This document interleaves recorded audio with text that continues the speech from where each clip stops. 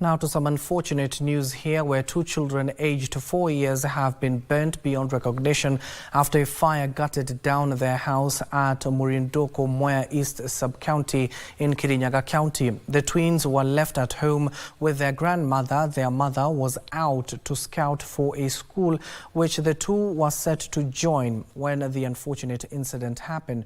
Area Assistant Chief Patrick Njeru says the grandmother heard a loud bang from the house, followed by an inferno. Efforts to put out the fire proved futile, and by the time firefighters from Kirinyaga County and Embu as well arrived, it was too late. The source of the fire is yet to be established.